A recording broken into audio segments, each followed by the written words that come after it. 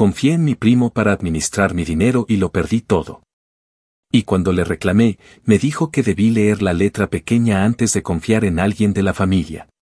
Cuando pienso en todo lo que pasó, me hierve la sangre, pero también siento una especie de vergüenza amarga que me muerde el estómago cada vez que lo recuerdo. Siempre me consideré alguien inteligente para los negocios, alguien que sabía cuándo confiar y cuándo no, alguien que no necesitaba que le explicaran lo básico porque, al fin y al cabo, era parte de una familia donde nos conocíamos todos desde siempre, donde uno se sentía seguro dejando asuntos en manos de los suyos. Pero eso fue mi primer error, creer que porque alguien lleva tu misma sangre significa que no va a clavar el cuchillo por la espalda. Mi primo, el que creció casi como un hermano conmigo, el que estaba en todas las reuniones familiares. El que ayudaba a mi papá a limpiar el garaje los veranos y al que mi mamá le preparaba un plato extra cada vez que se quedaba en casa, ese primo fue quien me robó todo. Todo empezó cuando entré a la universidad.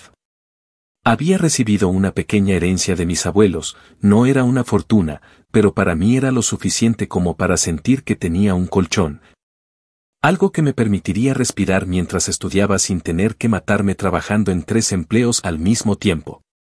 Quería que ese dinero se moviera, que generara algo, y entonces mi primo apareció con su sonrisa confiada, esa que siempre parecía tener la respuesta a todo.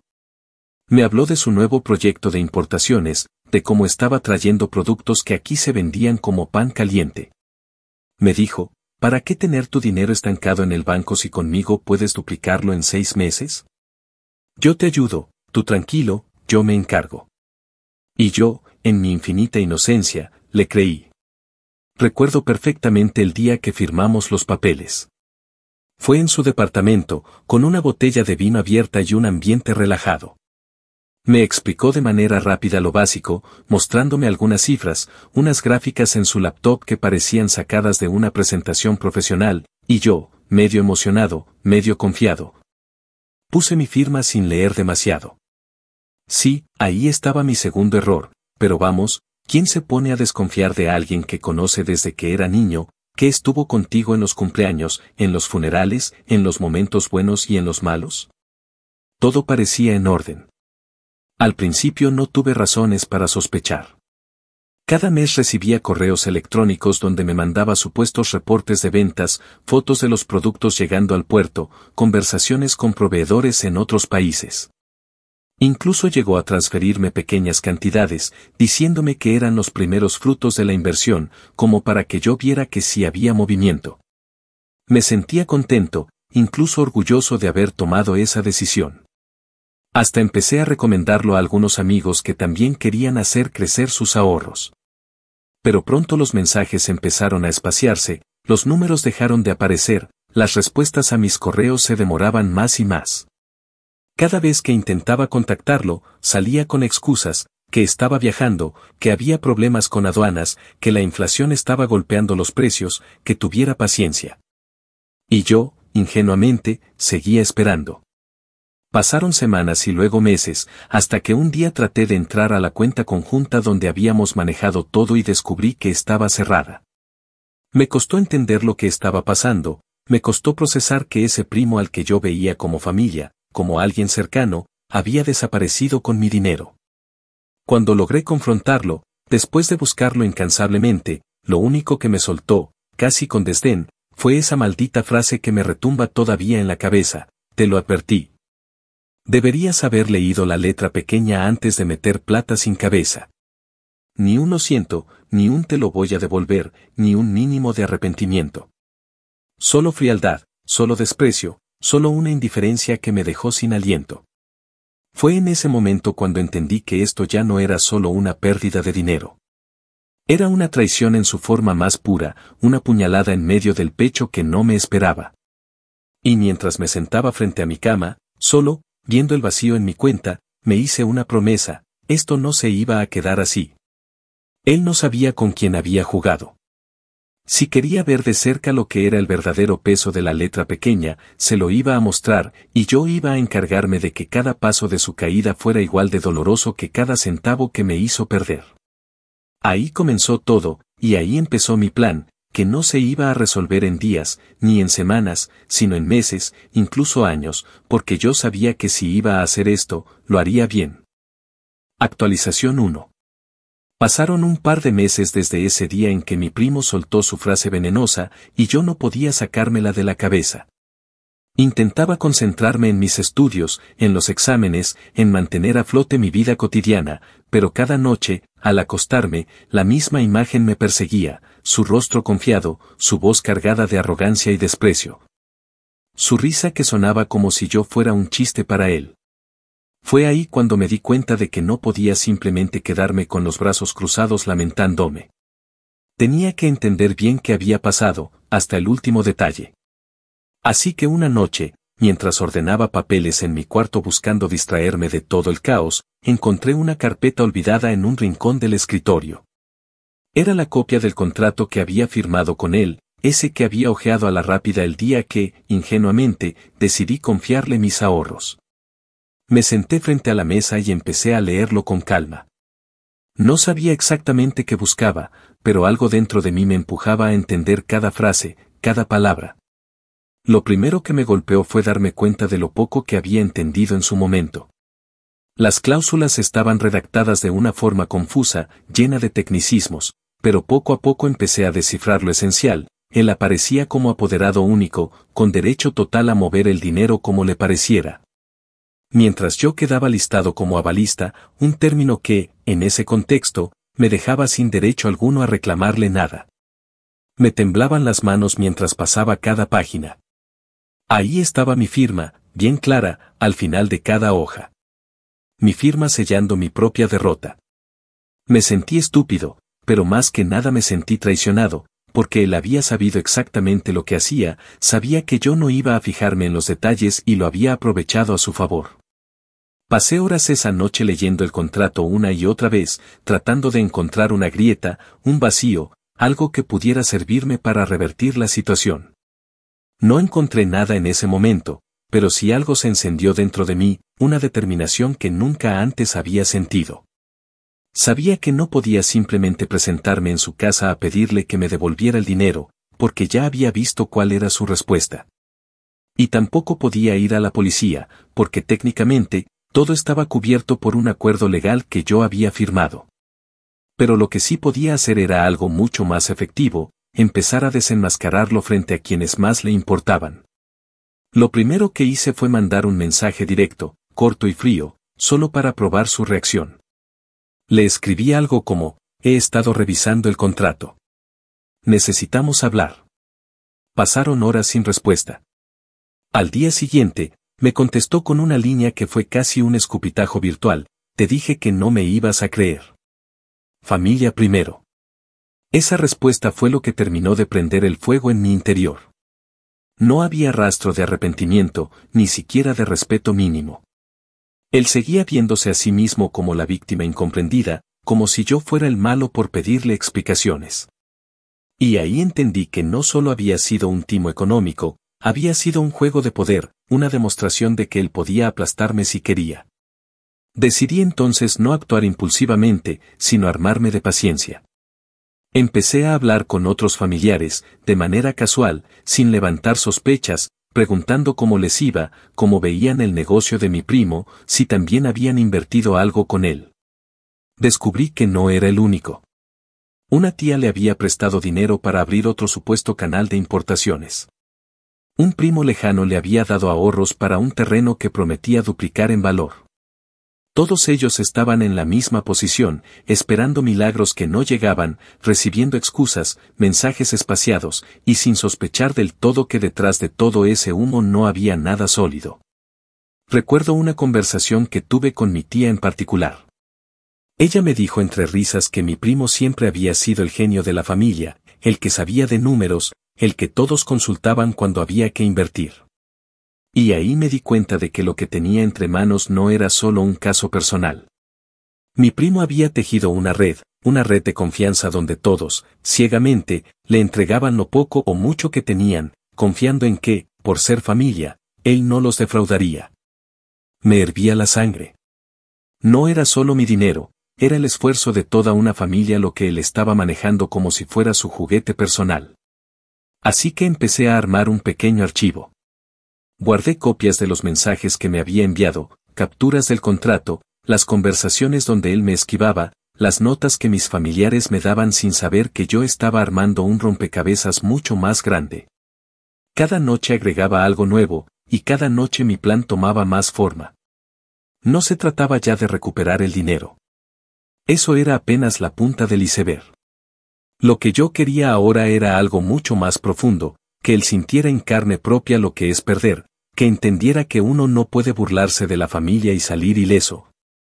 Que aprendiera que no todo se soluciona con una sonrisa engatusadora y una frase cínica sobre la letra pequeña. Y estaba dispuesto a esperar lo que hiciera falta para que todo encajara en su lugar.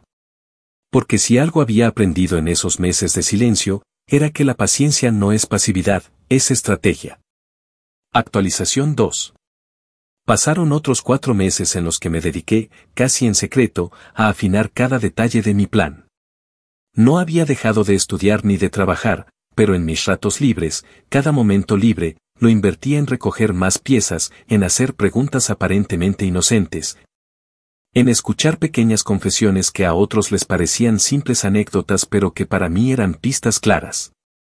Me di cuenta de algo que al principio no había querido admitir: mi primo no solo me había engañado a mí, sino que había montado un pequeño imperio de mentiras dentro de nuestra propia familia. Era increíble cómo, cuando uno empezaba a hilar las historias, todas tenían el mismo patrón: promesas vagas, reportes bonitos, excusas sofisticadas, silencios prolongados y finalmente indiferencia. Lo que más me impactaba era la magnitud de lo que había hecho. Una cosa era aprovecharse de un primo joven que estaba empezando su vida adulta, pero otra muy diferente era tener entre sus manos los ahorros de toda una familia, mis tíos, mis primos.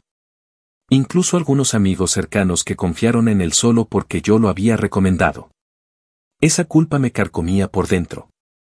Empecé a recordar esas cenas familiares donde él presumía sus supuestos logros, las historias de viajes de negocios, las fotos de reuniones con empresarios que ahora me parecían más un montaje que una realidad.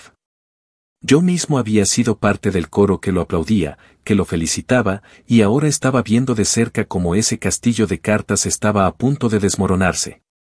Finalmente llegó el momento que estaba esperando, una reunión familiar en casa de mis abuelos. Era la ocasión perfecta porque ahí estarían todos, y yo sabía que, aunque nadie lo dijera en voz alta, todos tenían pequeñas dudas flotando en la cabeza. Recuerdo perfectamente cómo me preparé esa tarde. Imprimí copias de los documentos que había recopilado, armé un pequeño resumen con las evidencias más claras, y llevé todo conmigo como quien carga dinamita lista para explotar. Llegué temprano, saludé a todos como siempre, fingí una sonrisa, charlé de temas triviales como si nada pasara, pero por dentro tenía los nervios a flor de piel, porque sabía que lo que iba a hacer no tenía marcha atrás.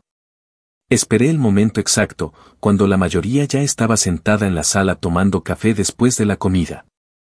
No lo hice con gritos ni con un escándalo, sino con la calma calculada que había aprendido a cultivar. Me senté frente a mi primo, saqué mis papeles y, mirándolo directo a los ojos, le dije algo como: necesitamos hablar de esto. Él al principio se rió, hizo algún comentario burlón, pero cuando vio que mi tía, mi tío, mi mamá y los demás empezaban a prestar atención, su expresión cambió. Pasé los papeles a uno y otro lado de la mesa, expliqué cómo había descubierto las irregularidades, cómo todos estábamos siendo víctimas del mismo patrón. Lo más impresionante fue ver cómo las piezas empezaban a encajar para los demás. Una tía recordó que hacía meses no recibía los intereses que él le había prometido. Un primo reconoció que cada vez que preguntaba por su inversión recibía respuestas vagas. Fue como encender una chispa en medio de un campo seco. Mi primo intentó defenderse al principio. Dijo que todo estaba bajo control, que eran solo retrasos, que yo estaba exagerando, pero la sala estaba llena de rostros tensos, de miradas que ya no eran de admiración sino de sospecha. Mi tía, la misma que antes lo había defendido a capa y espada, fue quien soltó la frase que marcó el quiebre: queremos ver las cuentas claras. Ahora mismo. Él empezó a tartamudear, a decir que no tenía todo a mano, que necesitaba tiempo, que los números estaban en proceso. Ahí fue cuando entendí que había ganado la primera batalla. No necesitaba que él confesara, no necesitaba que devolviera el dinero ahí mismo. Lo que había logrado era algo mucho más profundo, romper la imagen perfecta que él había construido durante años. Salí de esa reunión sintiéndome extraño.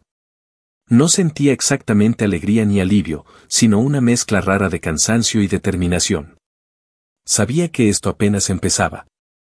Él iba a tratar de recuperar el control, de hacer malabares para tapar los huecos, pero yo ya había plantado la semilla de la desconfianza, y eso era algo que no se podía deshacer. Esa noche, cuando llegué a mi departamento, me quedé horas mirando el techo, repasando mentalmente cada detalle de lo que había pasado. Por primera vez en mucho tiempo, sentí que el poder ya no estaba solo de su lado. Y eso, aunque pequeño, era un triunfo. Porque entendí que cuando a alguien como él le quitas el aura de superioridad frente a los suyos, lo dejas más vulnerable que cualquier demanda o amenaza legal. Sabía que venía lo más difícil, pero también sabía que estaba listo. Porque esto ya no era solo un ajuste de cuentas económico, era algo mucho más personal, mucho más profundo, y estaba dispuesto a llevarlo hasta el final. Actualización 3.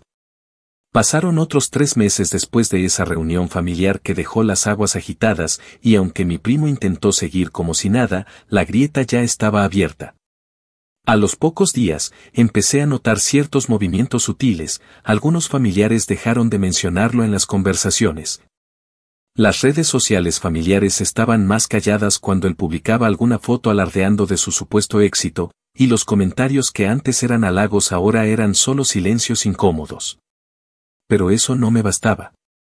Yo sabía que para hundirlo de verdad no podía limitarme solo a las reuniones familiares, tenía que sacarlo de su zona de confort, que era su entorno profesional. Mi primo trabajaba en una empresa conocida de la ciudad, donde había logrado escalar posiciones gracias a su encanto personal, su labia y, seguramente, algunas medias verdades que había vendido en el camino.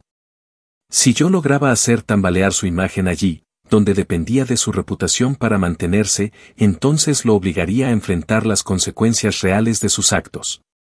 Empecé por lo sencillo, recopilar todas las pruebas que tenía, no solo lo que había usado en la reunión familiar, sino también detalles adicionales que fui recolectando en esas semanas. Tenía copias de mensajes, capturas de transferencias sospechosas, pruebas de que las ganancias que él mostraba como éxitos no eran más que montajes. Contacté discretamente a un par de amigos que trabajaban en su misma empresa, gente que conocía desde antes y en la que podía confiar, y les conté parte de la historia, asegurándoles que no buscaba hacer escándalos públicos. Solo que necesitaba que la verdad saliera a flote en los círculos correctos. Fue sorprendente cómo reaccionaron, no solo me escucharon con atención, sino que empezaron a contarme que ya había rumores en la oficina sobre ciertos comportamientos extraños de él. Pequeños comentarios que lo mostraban como alguien que no siempre era transparente.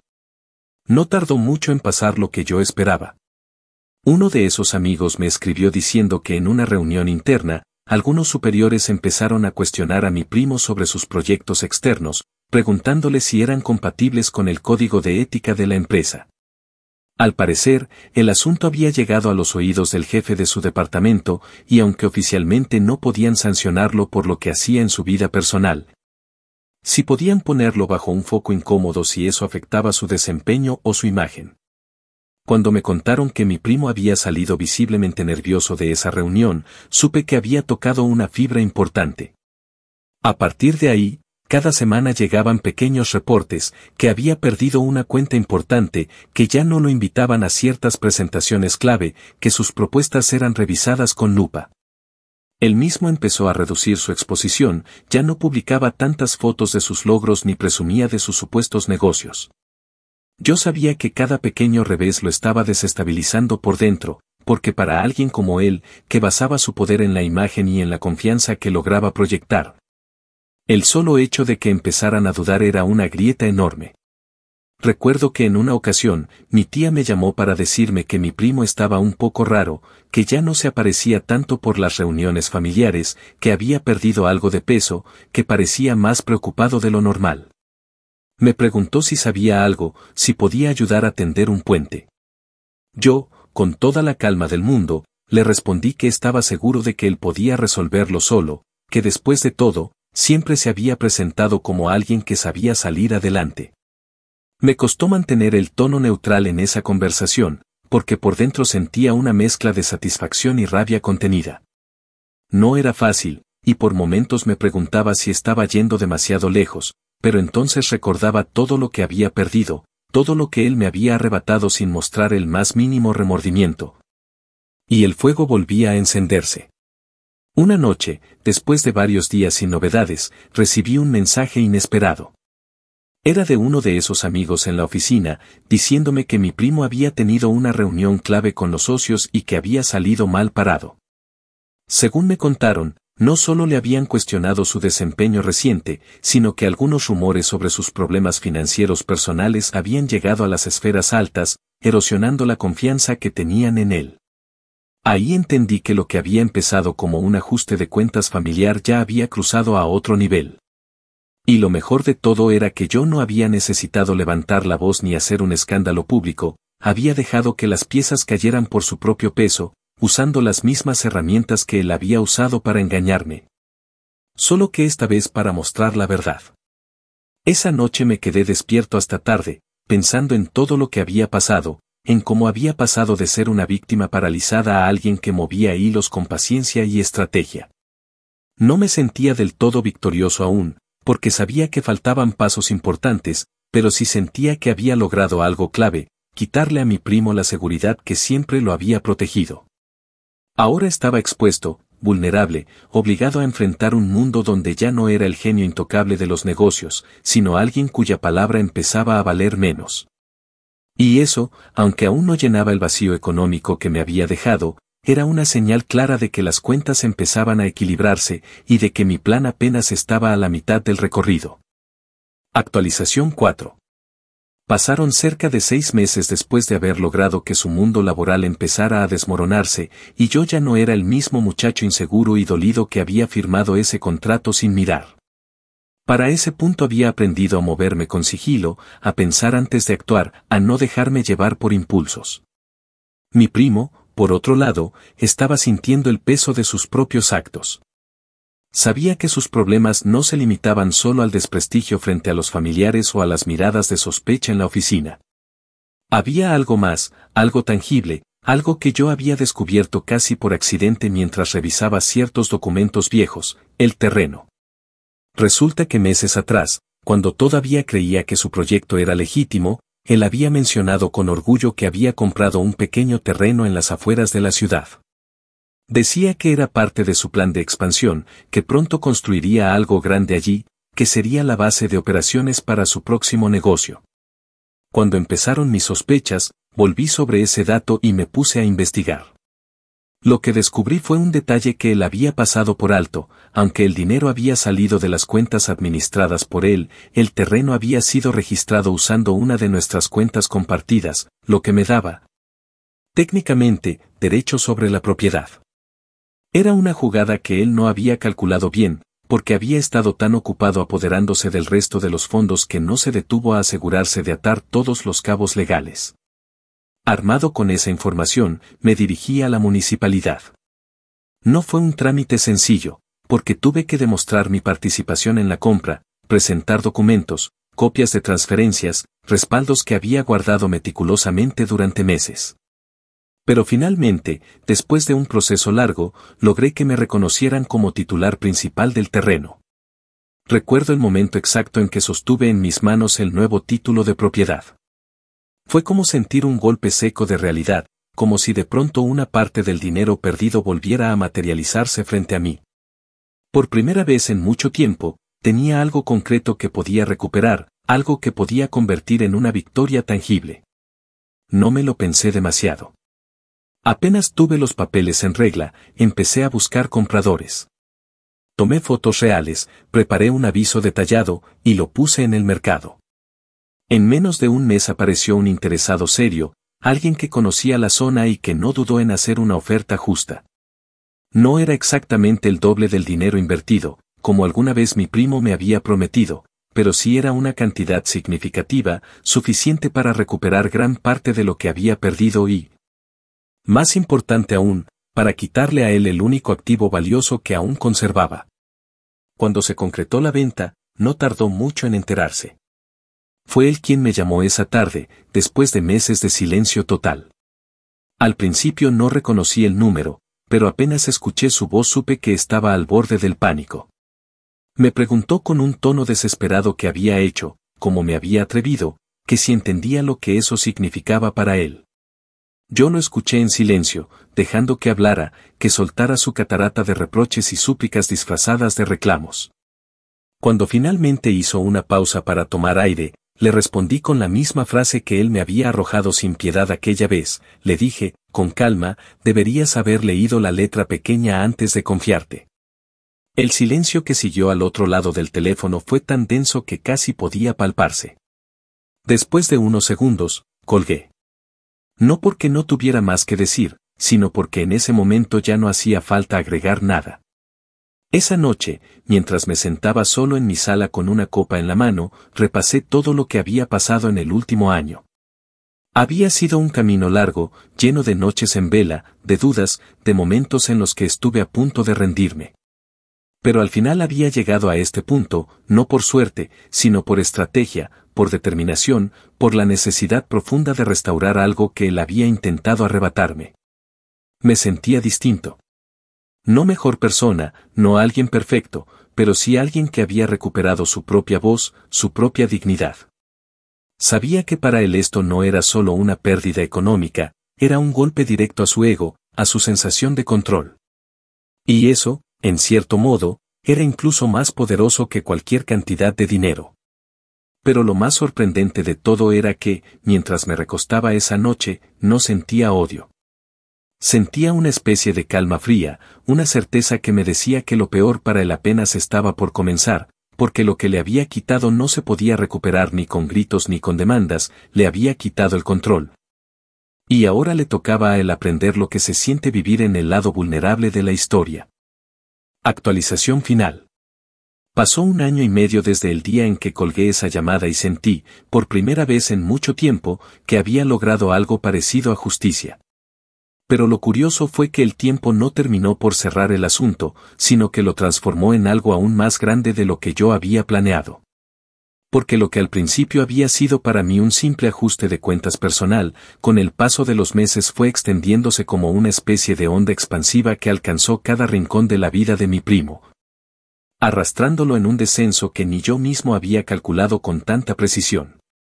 Después de la venta del terreno, él se quedó en una situación que jamás había previsto.